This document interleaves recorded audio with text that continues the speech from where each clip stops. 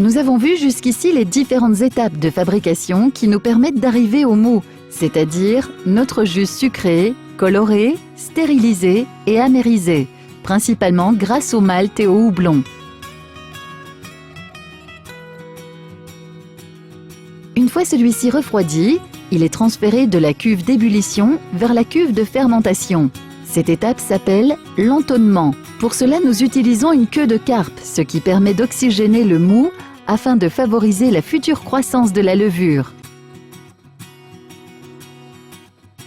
Le brasseur va en cours d'entonnement procéder à l'ensemencement, c'est-à-dire l'ajout des levures qui vont principalement transformer les sucres en alcool et en CO2 lors de la fermentation. Pendant 4 à 7 jours, les levures se développent et produisent de l'alcool, du CO2 et d'autres composés aromatiques qui vont donner à la bière son goût spécifique. La fermentation est terminée lorsqu'environ 80% des sucres ont été consommés par la réaction de fermentation.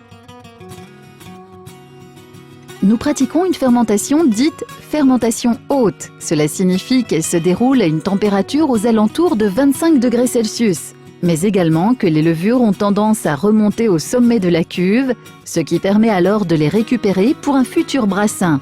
Pour ce faire, il faut bien entendu conserver cette levure dans les bonnes conditions. Enfin, la bière est transférée lors du traversage dans une cuve de garde située en chambre froide pour l'étape de maturation. Elle est également gazéifiée avec un complément de gaz carbonique pour lui donner son pétillant. La garde permet d'affiner le goût et l'aspect de la bière. Le froid va permettre aux levures restantes et certaines protéines de se déposer au fond de la cuve et entraîner une clarification de la bière.